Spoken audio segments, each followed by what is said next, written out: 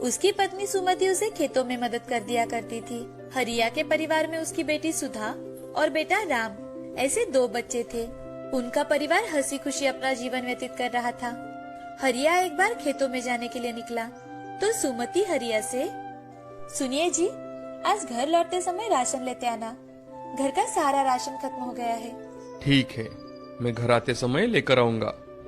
आप आगे चलिए, मैं थोड़ी ही देर में घर के सारे काम कर खेतों में आती हूँ। अच्छा ठीक है। हरिया खेतों में जाकर अपने काम कर रहा था कि तभी सुमति वहाँ आकर उसे खेतों में मदद करने लगती है।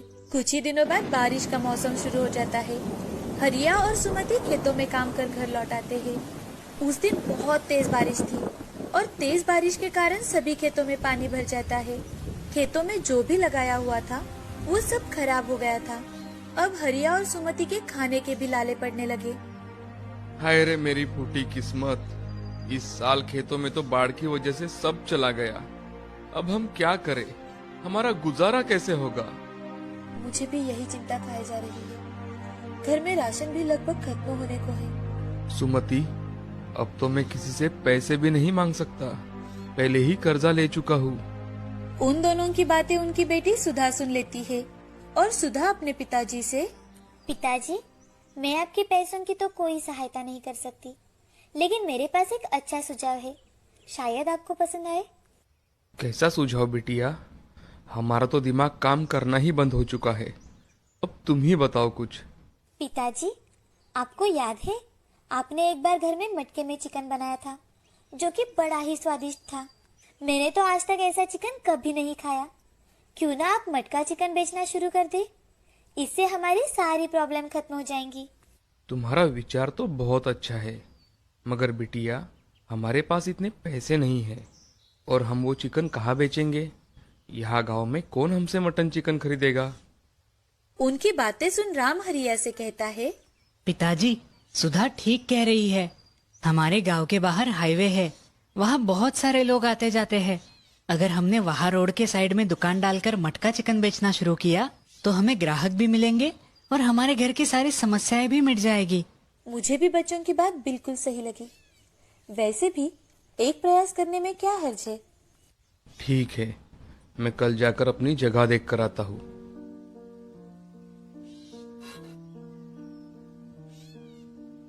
ये मेरे कंगन बेच दीजिए, उससे जो भी पैसे आएंगे उससे हम हमारा धंधा शुरू कर सकते हैं। हरिया को सुमति की बातें ठीक लगी। हरिया सुमति से कंगन लेकर उन्हें बाजार जाकर बेच देता है और उससे आए हुए पैसों से हाईवे पर एक अच्छी जगह देखता है और वहाँ पर एक बाम्बू लगाकर दुकान बनाता है। फिर घर आकर उसे खाना पकाने के लिए जो भी सामग्री चाहिए थी वो इकट्ठे करता है। सुमति हरिया की मदद कर देती है। गांव के चिकन वाले से हरिया चिकन लेकर अगले ही दिन से अपना दुकान शुरू कर देता है। आज उसका दुकान शुरू करने का पहला ही दिन था। तभी उस रास्ते से सरपंच जी वहाँ से घर जा रहे थे तो उनकी नजर हरिया पर जाती है। वो हरिया के पास आकर, अरे हरिया, ये कोई नया धंधा शुरू किया है क्या? खेती में कोई काम धाम नहीं है? अरे भाई, बाढ़ की वजह से और भी काम पड़े हुए हैं। हाँ सरपंच जी, वो सब तो पता है, मगर अभी खाने के लाले पड़ रहे हैं, इसलिए मैंने मटन चिकन बेचने का निर्णय लिया है। अरे हरिया, ये आम लोगों के बस की बात नहीं है। पता है सरपंच जी, पर मैं एक बार प्रयास करना चाहता हूँ। भाई जैसा तुम्हें ठीक लगे हरिया, मैं चलता हूँ। ऐसा कहते हुए सरपंच जी वहाँ से चले जाते हैं। अब हरिया की दुकान में सुबह से एक भी ग्राहक नहीं आया था और इसी कारण उसे सरपंच जी की बातें सच लगने लगी थी। कुछ वक्त बीत जाने के बाद हरिया के दुकान के सामने एक गाड़ी आकर रुकती है और गाड़ी में से उतरकर एक आदमी हरिया से, अरे भैया, आपके दुकान में खाने के लिए क्या है? भाई साहब, हमारे यहाँ स्पेशल मटका चिकन है, आपको बेहद पसंद आएगा। तो फिर हम दोनों के लिए 2 प्लेट लगा दो और साथ में गर्मा गर्म रोटी भी देना। जी साहब, अभी लाया। ऐसा कहकर हरिया 2 प्लेट खाना लगाने के लिए जाता है और हरिया सुमति से, सुमति, जल्दी से 4 गर्मा गर्म रोटियां बनाओ, आज पहला ग्राहक आया है, सब कुछ अच्छा होना चाहिए। जी अभी बनाती हूँ। सुमति रोटियां बनाने लगती है और हरिया चूल्हे पर का मटका चिकन एक छोटे से मटके में डाल देता है और 2 प्लेट तैयार करता है। वो आदमी खाना खाने लगता है। जैसे ही वो आदमी पहला निवाला खाता है तो वो हरिया से, वाह भैया, क्या चिकन बनाए हैं आपने। मैंने आज तक इतना स्वादिष्ट चिकन नहीं खाया।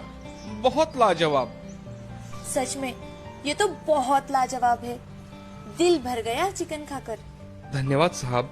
मैडम, वो चिकन मटके का होने के कारण बहुत स्वादिष्ट है। वो दाम्पत्य खाना खाकर अपने साथ पार्सल भी लेकर जाते हैं। हरिया अपनी होटल से आई हुई पहली कमाई शाम के समय सुमति के हाथ में देता है और सुमति वो पैसे घर आकर भगवान के सामने रख देती है। सुमति भगवान के सामने हाथ जोड़कर, भगवान हमें हमारे काम में सफलता देना। अब सुमति घर के कामों में लग जाती है। आज हरिया और सुमति बड़े ही खुश थे। अगले दिन दोनों ने जल्दी जल्दी सभी काम किए और फिर सुबह ही मटका चिकन दुकान पर तैयार रखा। आज कल के मुकाबले उनके दुकान पर कई ज्यादा लोग आए। ये देख हरिया बड़ा ही खुश था।